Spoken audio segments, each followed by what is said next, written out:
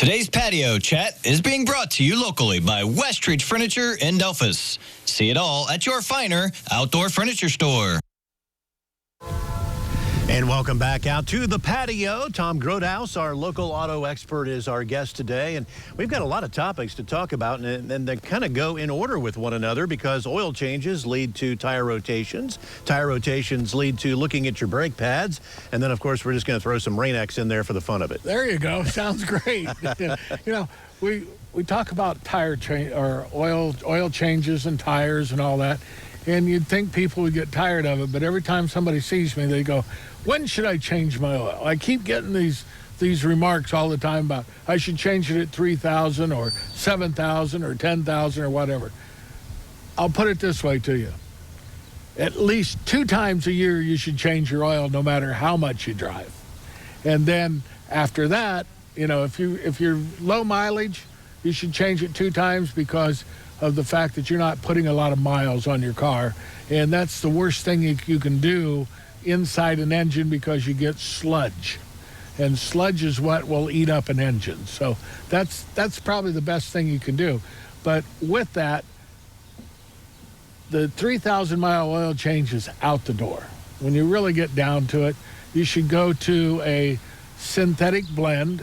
The problem with synthetic blend is there are no regulations about how much synthetic oil is in the regular oil with synthetic blend. So if you buy a cheap synthetic blend, you might get a couple drops of synthetic oil, So that's the problem with synthetic blend. But most of your higher end vehicles are saying synthetic blend, 7,000, 7,500 miles. Always change your filter. Always change your filter because that's what cleans everything. But the 10,000-mile oil change, you can do that, but then you need to go with a full synthetic oil.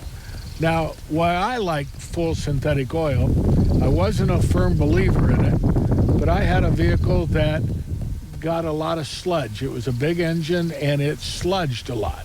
If you look in the oil fill cap, you put your finger in there, and if a white milky substance comes out or a yellowy substance comes out, that's sludge. That's the worst thing for your engine. So when you see that, full synthetic oil will take that out of that engine in 2 to 3 oil changes. That is amazing to me because I had that. I was embarrassed because I had sludge in my engine, and any technician will tell you sludge engine will cause you to pay me a lot of money. Absolutely. So when I put the synthetic in and tried it, after 2 or 3 oil changes, it was gone. I was amazed by that. So, the full synthetic is about $50, $70 for a gallon and a half or whatever. But then when you go in for an oil change, always have them, if you go to the 7 or the 10,000 mile, have them rotate your tires. When they rotate their tires, look at your brakes. Have them look at your brakes and say, look at the inboard pad of your brake because that's the one that wears down most. A lot of them will look at your pads from the outside and say, oh, you got half life there. But in reality, the inside is maybe a quarter, and when that wears down into your rotor, now it costs you money. So that inboard pad is the one you want to look at.